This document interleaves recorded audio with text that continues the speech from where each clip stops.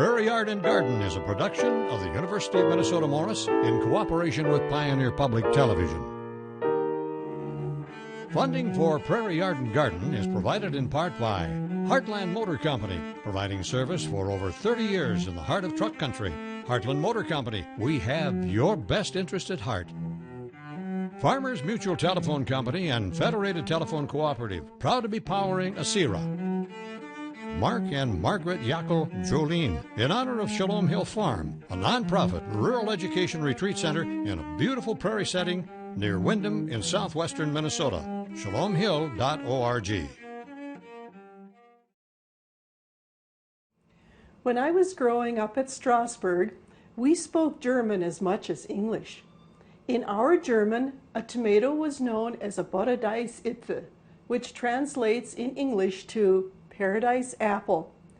Those people who love tomatoes agree this is a most appropriate name, since the flavor of a garden tomato is just heavenly. I'm Mary Holm, and today on Prairie Yard and Garden, we are going to learn how to can the wonderful tomato so we can enjoy it not just in the summer and fall, but throughout the entire year too. Let's learn how to preserve the paradise apple.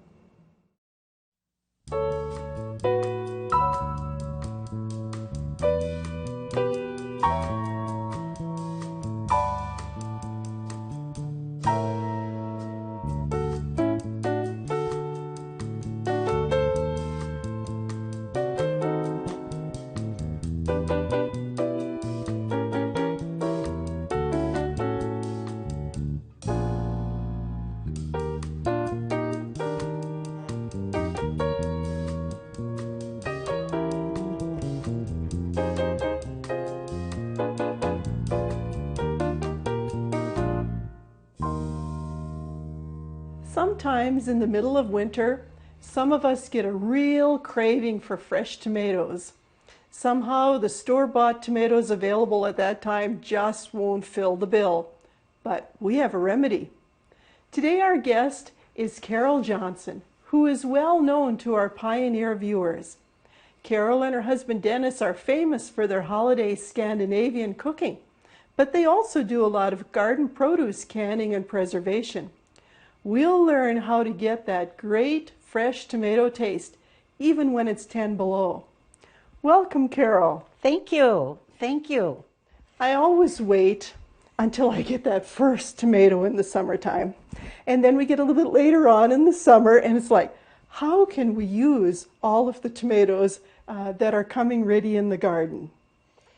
Well, there's a lot of methods that we can use, but the one that we're going to talk about today is the home canning one, which is probably one of my favorites. And actually, it's a great way to learn to can.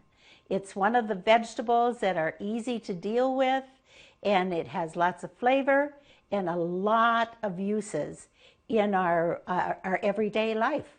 When we make chili and spaghetti sauce and hot dishes, Minnesota hot dishes, many of them have tomatoes in them. So it's a perfect food for us to start with. When we're going out to get our tomatoes, what kind of tomatoes can we can?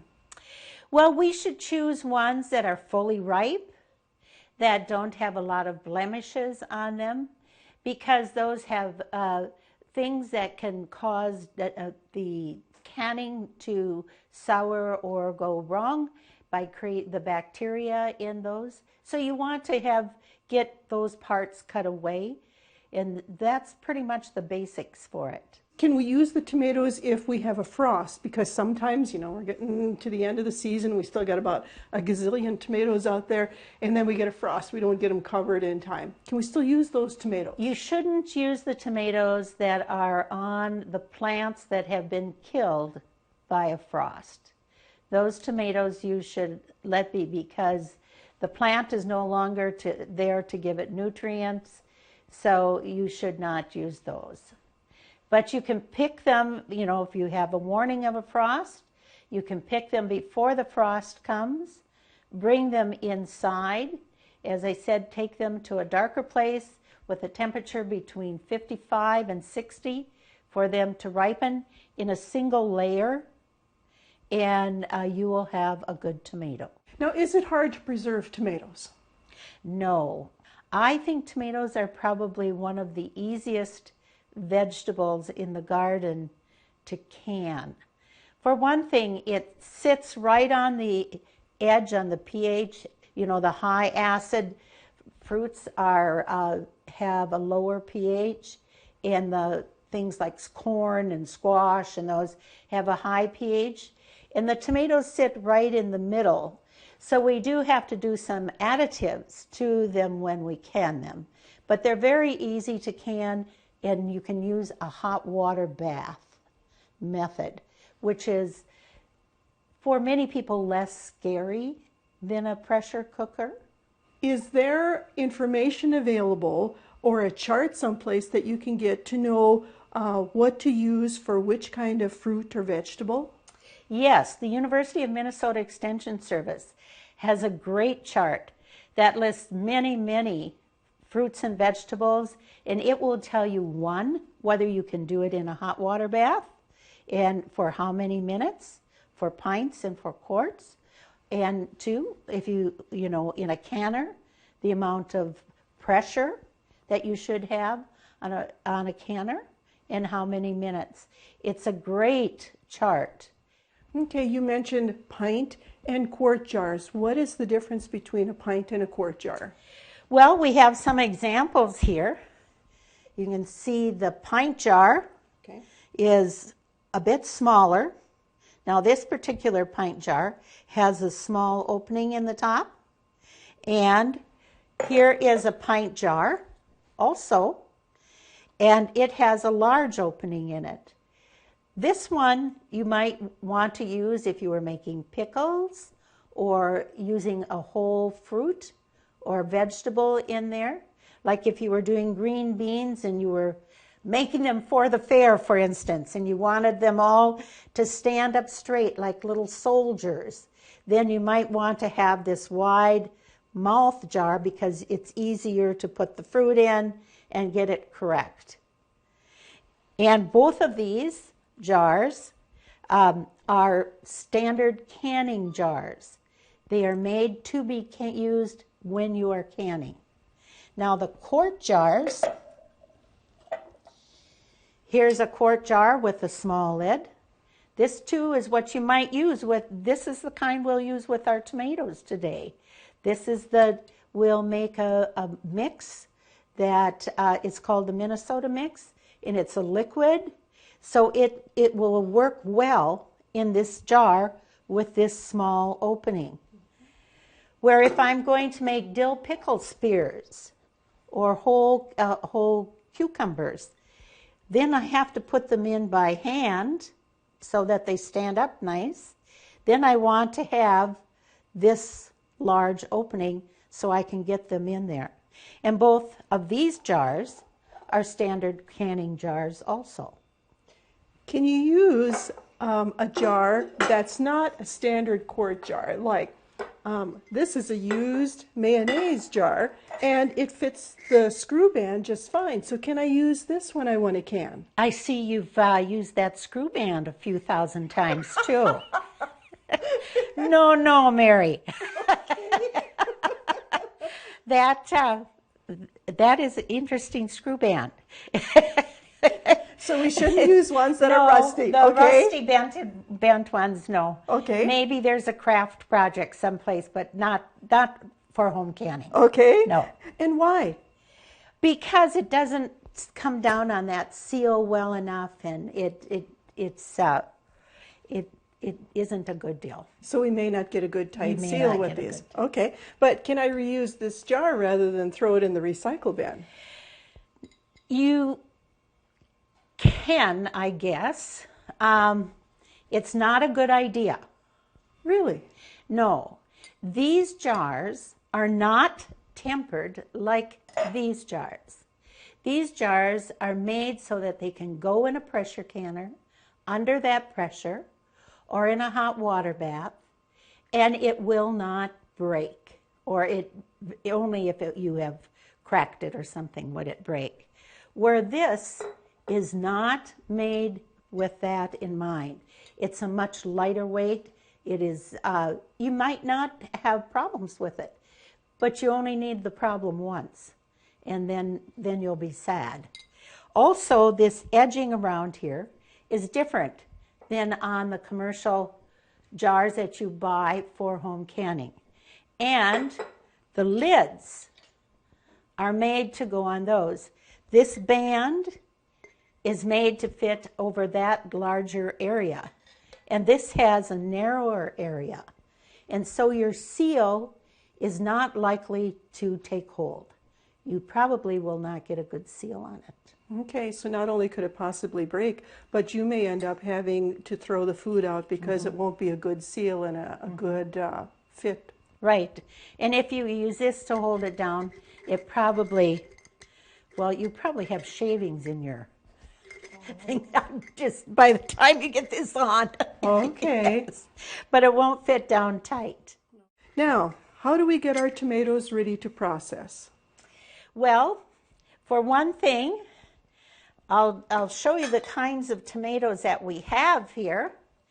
We have some large Romas. This is a Roma, and it's a fleshy tomato with not a lot of liquid in it. It's excellent for making pasta sauces, salsas. It's good for salsas, all those kinds of things. I'll cut one open here so we can take a look at the inside. We'll just cut it down the center. And see, it has very little seed to it. And that particular one is called a super sauce. That's the name of that tomato. And these are celebrities. And when you look at the inside, now these are quite small still. You can see the difference in them.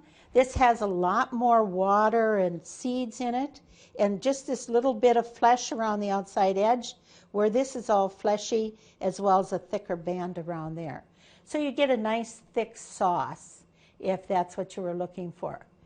Now maybe you just want to have, your can have a quarter tomatoes that you can make tomato soup or whatever you want from it. Then this celebrity is probably the kind of tomato you would want to use for that purpose. Now we also here have some heritage tomatoes, and as you see, Mary, they aren't beautiful, perfect ladies, are they? They have some wrinkles and some squishy parts, and underneath they aren't very nice. And here, look at this one. Has all kinds of interesting things to it. And these are black Krim and Morgan lifters, are what these are. The flavor in these will be more like the tomato you ate when you were a kid. Okay, they're heirloom varieties. They are heirloom varieties, which means that they have to be a minimum of 50 years old and up to 100. But this is the kind of tomato we used to have, and the kind of tomato our mothers would can, you know. And but they're wonderful tasting. But as you see, they aren't perfect. So you do want to wash your tomatoes and dry them, and then you want to blanch them so that you can take their skins off. Now, some people prefer that they just use the skins too, and there are certainly vitamins in the skins. I usually want to have my tomatoes peeled. And so what I do is I bring water to a boil in a kettle just on the stovetop, and I just drop my tomatoes into the boiling water. And it usually, depending on the size and the ripeness of the tomato, it doesn't take long. And then I just bring them to the sink, submerge them in cold water, and the skin just peels right off. It's just amazing. But I quarter mine and then cook them that way, and then can it hot. I pour the liquid hot into the hot jars. I have my jars that have been cleaned, You should put them in boiling water so that they get very hot and the bacteria is dead in there. And then if we're going to do tomatoes, which we are, that's what we are doing, because this has a higher pH, we want to lower it to at least a 4.5 or 6. So what you will need to do is, before you put the tomatoes in, if it is a quart jar, you need to add 2 tablespoons of real lemon. Real lemon, the brand name that you can get at the grocery store, because that has a standard pH value on it. Oh, and a real lemon might vary depending on the variety. That's exactly right. Just like these vary with the amount of acidity they have in by the variety, lemons do also. Okay. Now, if you do pints, you only put in 1 tablespoon.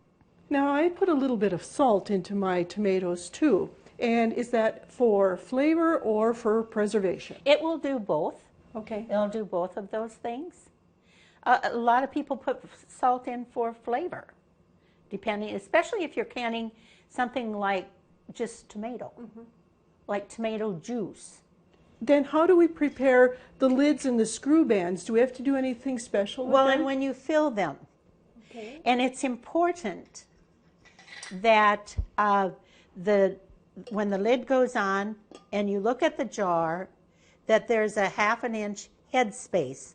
It's what is called the head space. Okay. Jams and jellies is 1/4 inch. Most other things are a 1/2 inch. That space is there to create the vacuum, which is what causes this to go down. That when you heat that and it cools, it creates a vacuum.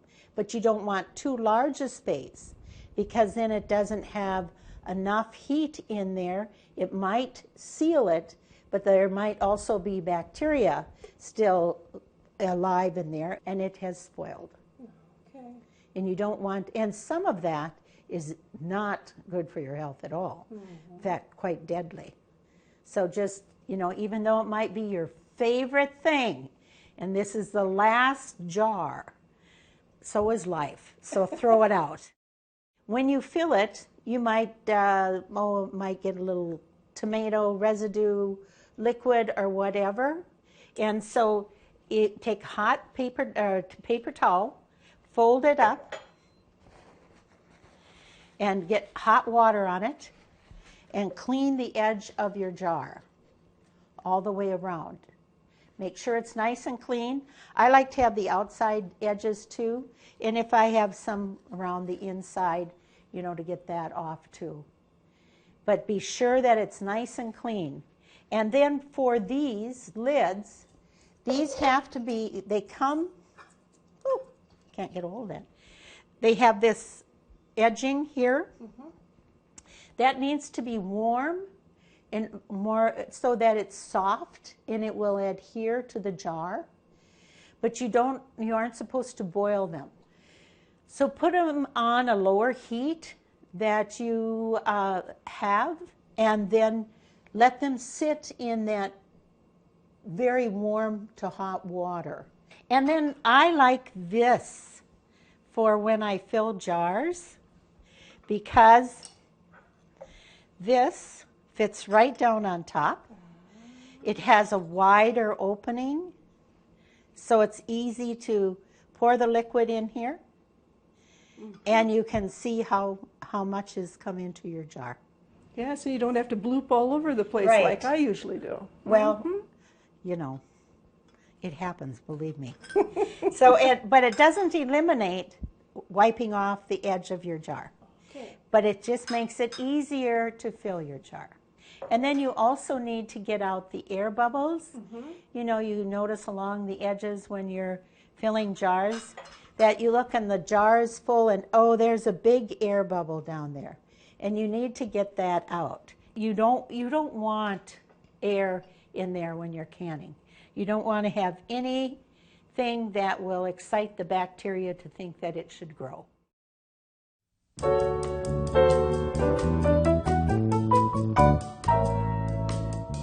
I have a question. I've heard about an apple called Snow Sweet. Is this a new variety? Yes, this is one of our new varieties, Snow Sweet here. We're still about, maybe 3 weeks off from its proper ripening time in early October when it should be picked. At that time, it'll be a much larger apple than this, and a nice sweet flavored apple, definitely a little bit on the sweet side.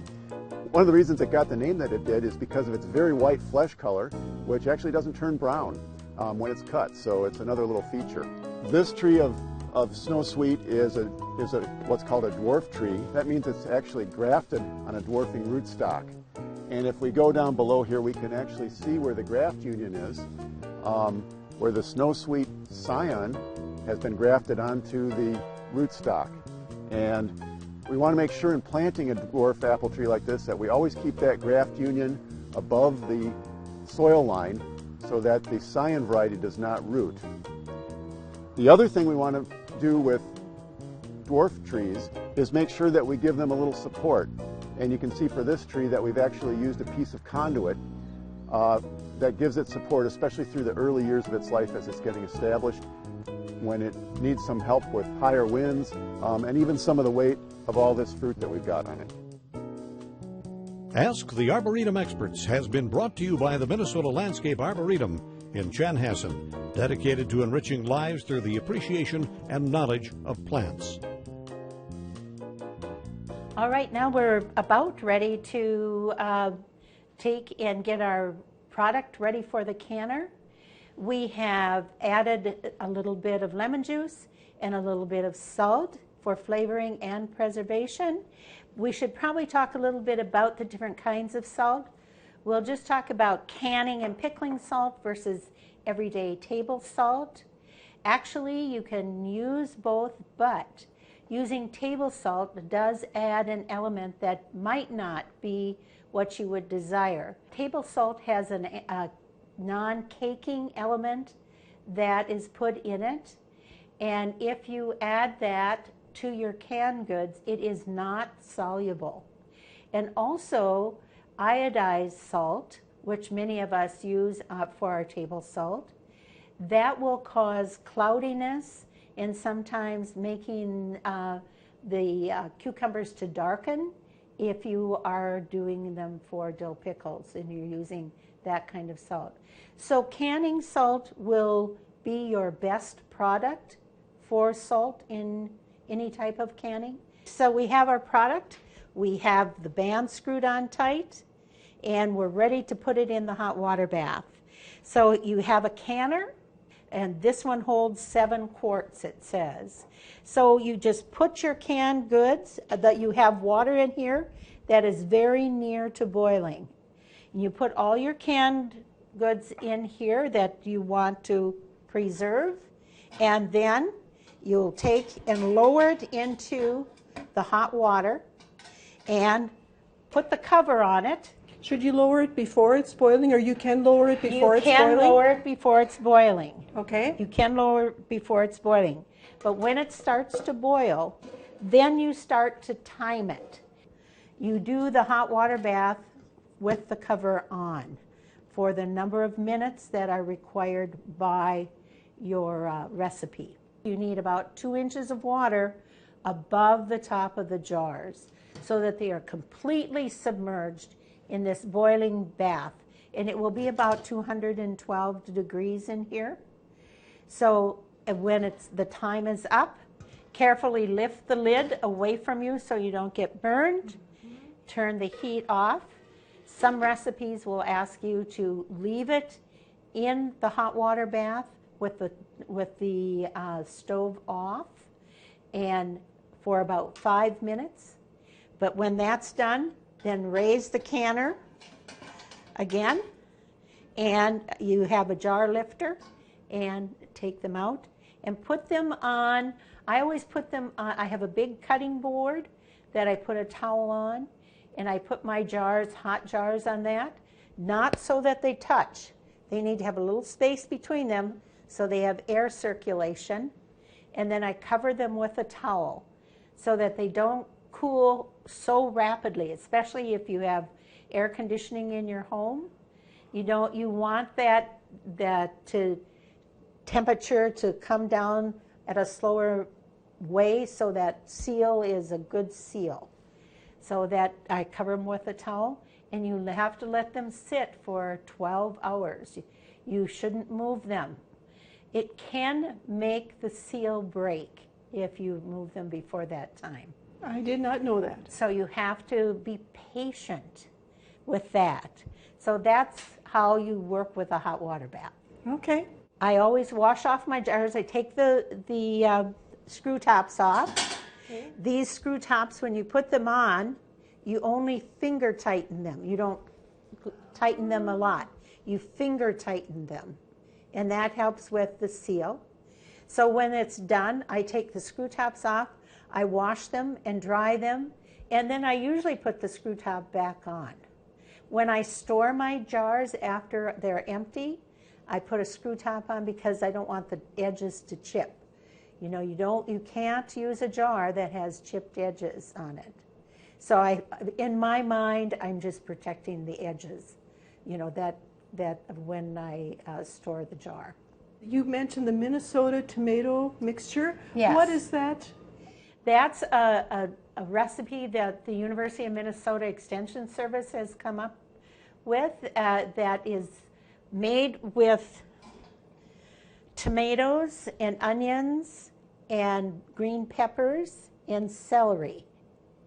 And depending on the type of the tomato, it will be liquid like this. You can tell that this does not have a lot of aromas in it because it's very liquid.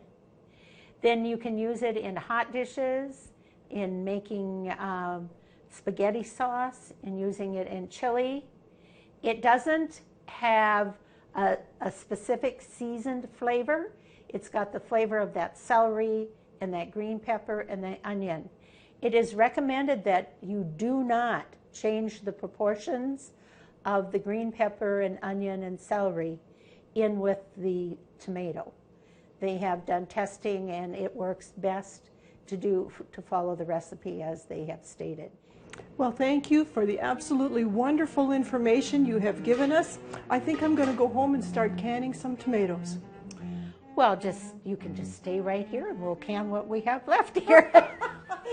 Thank you so much, Carol. You are welcome. Thanks for asking me. I hope that it has been informative and will help somebody out.